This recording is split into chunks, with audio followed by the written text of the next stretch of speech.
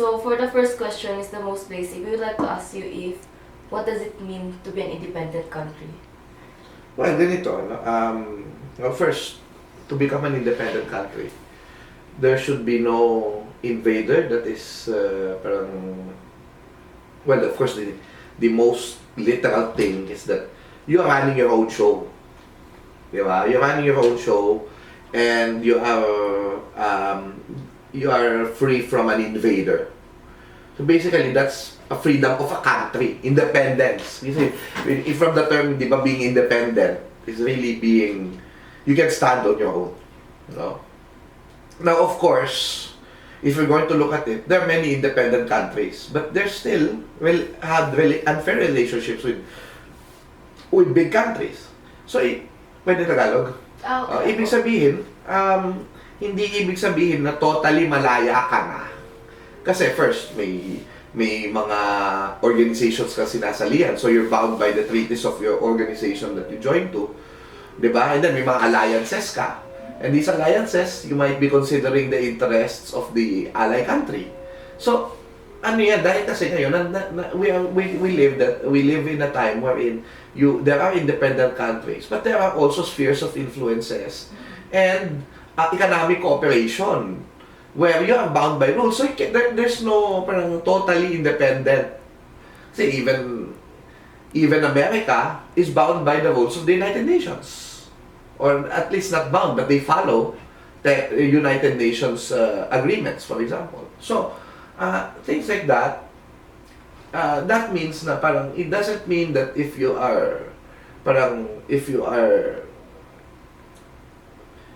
are, shall we say, hindi naman foreign invaders, but foreign influences, or you are under a bigger organization, that doesn't mean that you're not independent anymore. So, but if you have a setup wherein there's government, and then there is the government, di ba? Tapos meron kang bureaucracy. Ano ka? Independent country ka. So, and also, independence because in the colonial context, you're free from foreigners, foreign colonials. So yun. And I think, ganito yan eh. Yes, freedom is not perfect, or at least independence is not perfect. But we're independent. We're independent. And it doesn't mean na parang as a person, you are not, well, kasi mataas ang standard ng katipunan eh, yung Andres Bonifacio katipunan. Kaginhawaan, buting kalooban, tunay na kalayaan. Diba? Pero, again, yan yung goals ng freedom, ng independence. But, doesn't mean na kung hindi mo na-attain to, hindi ka naging independent. Kasi it's working about your independence is another way. Is another story. Kumbaga. Yeah, so that's a really good point kasi nasagot niyo na po yung ibang question din. Kasi as we research on, there are actually posts from mostly millennials or the newest generation that said that, what are you talking about? Of course, Philippines has no independence. We might have our own government, but then there's always, American hegemony. There's always something that is under something. So yes, but again, yun na nga. You will always be, you are not totally free until you decide to be free. And on June 12, 1898, we decided that we are free because we saw the weaknesses of the Spaniards, and that they were actually driven out already in many places in the country by our revolutionaries. The Americans were just in Manila Bay and they did not have ground troops. So they sank the armada of the Spaniards, 20 ships. But that doesn't mean it was the Americans who freed us, because after that, a lot of people revolted once again to the Spaniards, against the Spaniards, and a lot of them won and freed their localities.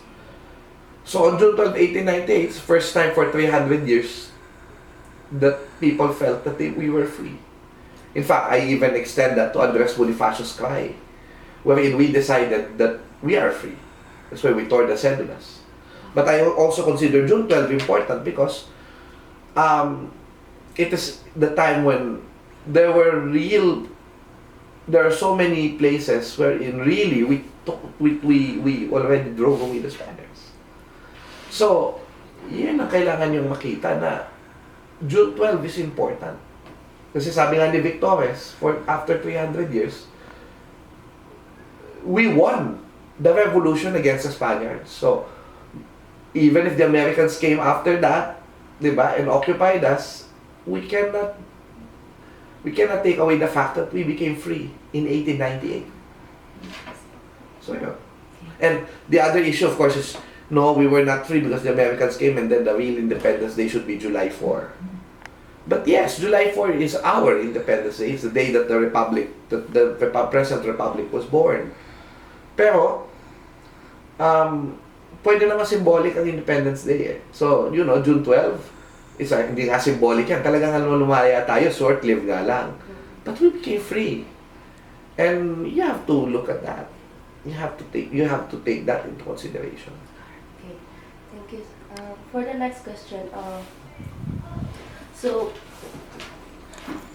of course there's a movement of time. So there's like the past where we had our Independence Day and now. So do you think we are still as free as we have now as before? We're free now than ever. I mean, you have a Bill of Rights in the Constitution. Do you enjoy those rights? The problem is the abuse of rights. Meaning, there are criminals who abuse the rights that they were given and do their crime, and there are people who, in their fulfillment of duty, to try to curb these people who choose to be criminals, have committed crimes as well because of lack of due process, especially in the drug war, where there are some people where, I mean, everyone has got to have the chance to say their piece, to defend themselves. That's the rights, each one of us. If I have it, you have it, and everyone should have it. But you cannot say that most Filipinos, I mean, yes, there's a threat that democracy, meaning democracy, that democratic processes are threatened, but that doesn't mean that, I mean, again, there's a difference between freedom and democracy. And in fact, a lot of people even argued that Duterte's populace is actually the people, the majority. So it's actually democracy, and they allowed him to do all these things. So, that's another argument. But again, we're an independent country. And in fact, Duterte is trying to show independence against America. Although, of course, I don't like what he's doing with China. But we are an independent country. People enjoy certain rights, and these rights should give them the opportunity to make themselves better. A lot of people are poor because they lack opportunities, but some of them are not using their rights. They're not using properly what the government had given them, or is trying to make them avail to make their lives better. Diba? So basically, for me, again, I want to go back to how Bonifacio defined Kalayaan in his writings, and I collected them, and this is what I found out. The Kalayaan, you should have kaginhawaan. So, kaginhawaan, it's not just the government's job to make you maginhawa, it's your job to make yourself maginhawa. And because if you're maginhawa, you can enjoy your freedom. If you're not maginhawa, if you don't eat 3 times a day, even if you can vote, you cannot enjoy your freedom. But kaginhawaan, according to our ancestors, come from mabuting kaluluwa. So kalayaan actually comes from being a good person, from trying to fulfill your duties as a citizen. And then you will have ginhawa because of that. And then you have kalayaan. This is Andres Bonifacio and Emilio Jacinto's way of putting kalayaan. So, yes, there's a state freedom, independence, wherein we are free, but sometimes you have to think that why is the Filipinos still not totally free? It is because a lot of people are not disciplined. They don't follow the rules, even traffic rules. Because when you decide to follow the traffic rules, Emilio Jacinto said, ang kalayaan ay ang kinalilimutan ng bawat isa, ang sariling kapakanan, at walang iniisip kundi ang higit na kabutihan ng lahat. So Emilio Jacinto said that to love your country, to decide to be good, to follow the law, and when you follow the law, especially traffic rules, that simple thing would keep other people from danger. So that's actually love of country, love of fellow man, which Andres Bonifacio advocated. So real freedom is not what Mocha said, na freedom to smoke, freedom to drink, anywhere, freedom to be a criminal. Hindi ganon. Freedom has responsibilities. True freedom, a good person knows, has responsibilities. And freedom is actually your freedom. You have freedom because you're doing what is right, not because you're doing what is wrong.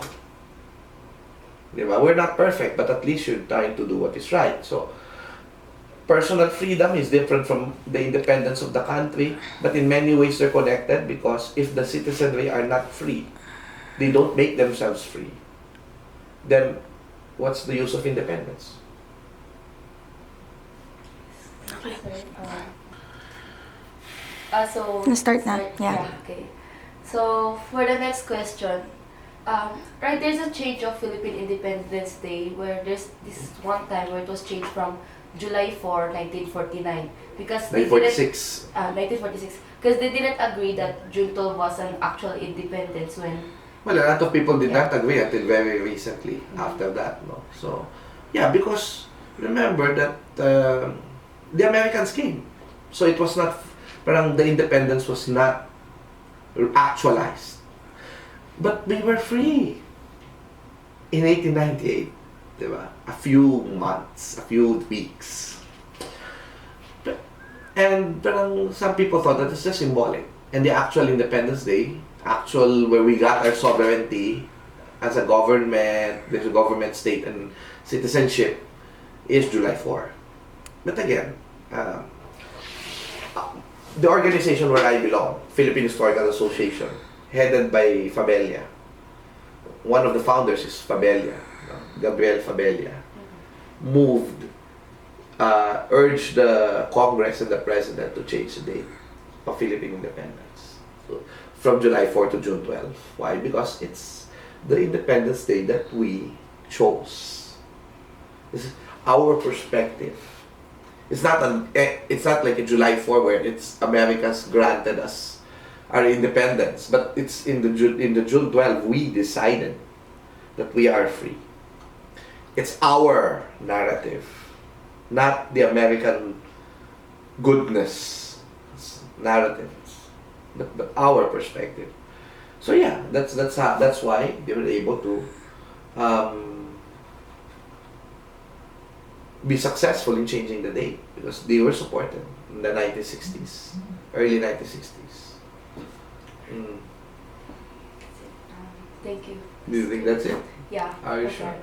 Yeah. Yeah, thank you so much. Sorry, there's still questions. I was just clarifying with the July 4, since there are a lot of people who didn't know about the July 4 thing, and they were like, if June 12 is the actual independence, why is there July 4? And how can you say July 12 Right, because was independent? there's actual independence. There's July 4 because the Americans na came. So they colonized us, and then when they colonized us in 1941, the Japanese came. So you have to have another Independence Day. In fact, there are many Independence Day. October 15, if I'm not mistaken, or October 14. That's the time of the Laurel government became independent. So you can say that that's also an Independence Day. Diba? And August 24, when Bonifacio tore the cedula in the Cry of Balintawak, it's also an Independence Day, you can say that. Or when Bonifacio went to the cave and said, "Mabuhay ang Kalayaan" in Pamitinan, you can say that that's also Independence Day. So there are a lot of Independence Days.